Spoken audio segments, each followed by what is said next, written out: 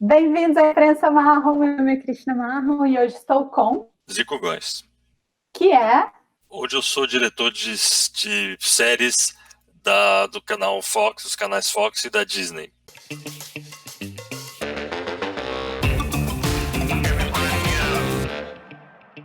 Conta para as pessoas, porque teve essa fusão, foi um momento muito louco. Eu acho que é um momento interessante, na verdade.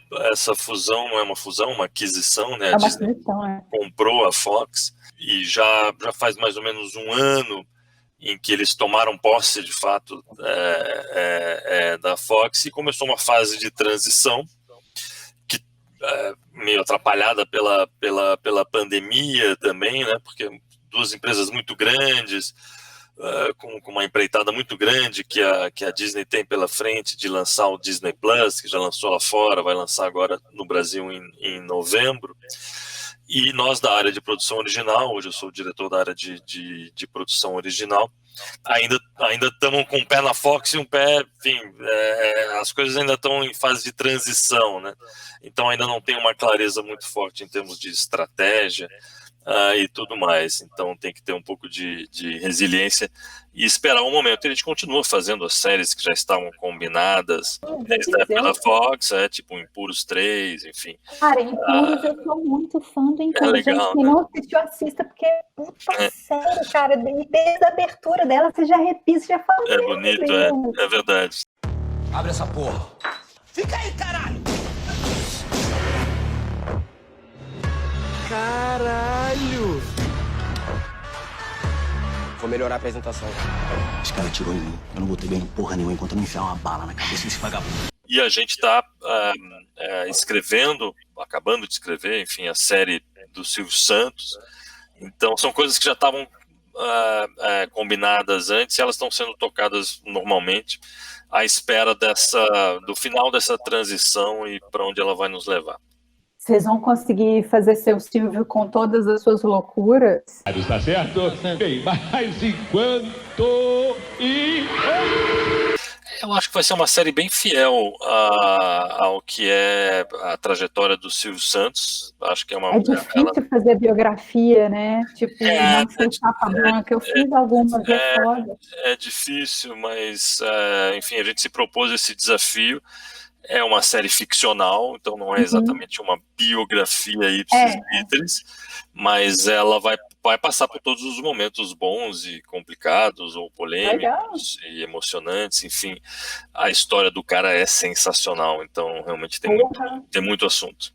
Zico, você pode dar um monte de dicas para as pessoas, e você sabe que a Imprensa Marrom é isso. Eu sei, é isso. Você pode contar para quem quer muito trabalhar com você no futuro, caminhos e cagadas a serem evitadas? Eu sei, eu acho que tudo vai, pelo menos é mais ou menos como aconteceu comigo, por exemplo. O nosso mercado de televisão, enfim, de produção audiovisual, ele é um mercado sui generis, eu acho. Ele depende ainda muito de conhecimento pessoal. Ao mesmo tempo, ele confia muito no talento e na intuição. E, às vezes essas coisas elas são conflitantes, às vezes não.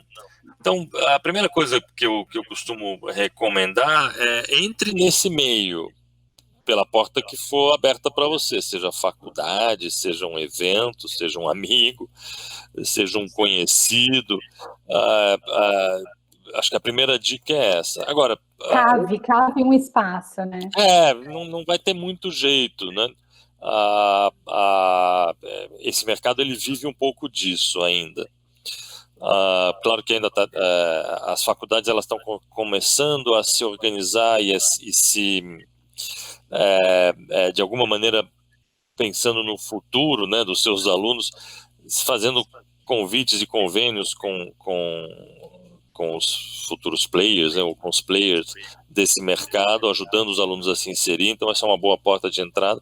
Existem outras portas, você não precisa necessariamente ter feito uma faculdade de rádio e TV, por exemplo, ou publicidade para trabalhar onde a gente trabalha. Eu, por exemplo, sou advogado.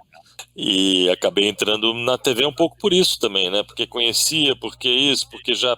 Agora, eu acho que a coisa principal é sim você ter esse DNA e esse espírito, digamos, da produção audiovisual. Você precisa, de alguma maneira, gostar e ter as suas próprias referências pessoais, os seus gostos, mas o seu conhecimento. Você precisa assistir, consumir. Para você ser um bom produtor, você precisa ser um bom consumidor, um bom público. E isso é uma das coisa básica para entrar nesse nosso meio, porque não é uma coisa de fórmula que se aprende simplesmente por um gabarito ou por um manual.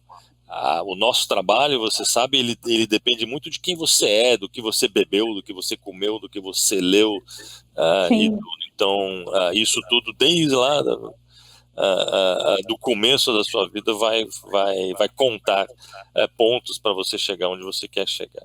Total. E cagadas a serem evitadas? Eu acho que cagadas a serem evitadas é difícil dizer, porque muitas vezes é cagando que você é percebido, é cagando que você, errando que você aprende e tal, né? Eu acho que você tem que evitar, digamos, esmorecer, evitar, puxa, não vou conseguir entrar nesse meio, então eu vou, sei lá, vou vender banana em algum lugar.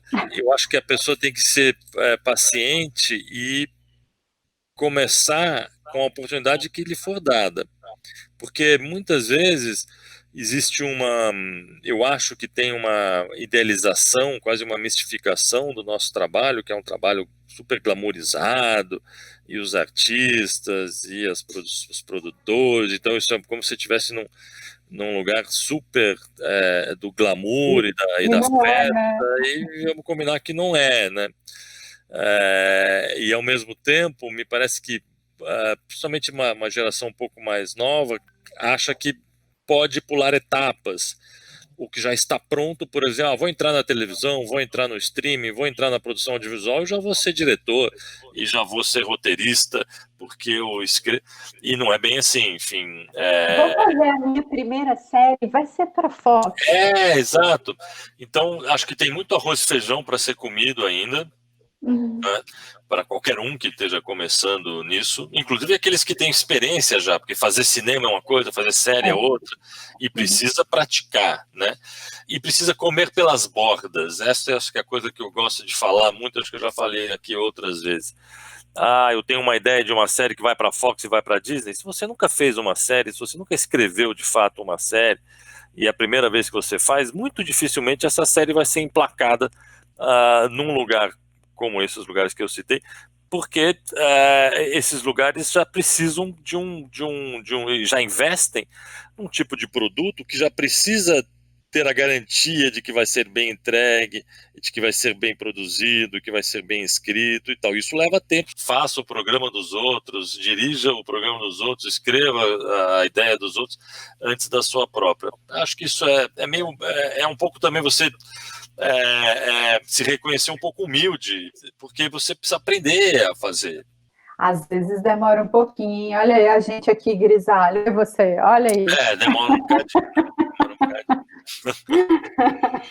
Querido, se você tiver que recomendar uma série, um livro, uma reza, um ponto de macumba. Olha, eu gosto de assistir séries de outros países com os quais a gente não está muito acostumado, né? A gente passou a vida inteira sendo alimentado de séries americanas, às vezes séries inglesas e tal. E Nossa, a questão que incrível, eu gosto mais das inglesas do que das americanas. Mas tem tantas outras séries de outros países. Eu estava vendo, recentemente eu vi uma série belga, falada em Flamengo, né, falada em holandês belga, que chama-se Os 12 Jurados, uma série dessas de tribunal e tal. Muito legal. Enfim, para quem gosta de thriller de tribunal e ao mesmo tempo de histórias dramáticas, porque uma série hoje ela tem que ser multi, então ela não é só sobre o tribunal e aquele caso que está sendo julgado. É sobre a vida dos jurados também, no caso dessa série. Então eu recomendo essa série. O nosso editor estava também me recomendando uma série japonesa. Tipo, agora a gente consegue ver coisas de lugares então, que a gente não estava. Tem vários players concorrentes nossos e tudo que abrem essa porta para essas séries. Né? Enfim, outro dia eu vi também uma série islandesa, passava na Islândia, evidentemente, e era tudo muito neve, e uma língua muito estranha, e um jeito diferente de contar uma história, né? E assim, a gente vai aprendendo jeitos, né? Isso, e vai gostando de outros jeitos, né? Então, aqui no nosso mundinho, eu recentemente vi as séries inglesas realmente elas me pegam mais, desde sempre. E uma mais recente que eu vi chama-se Love Sick, né? Doente, eu amei.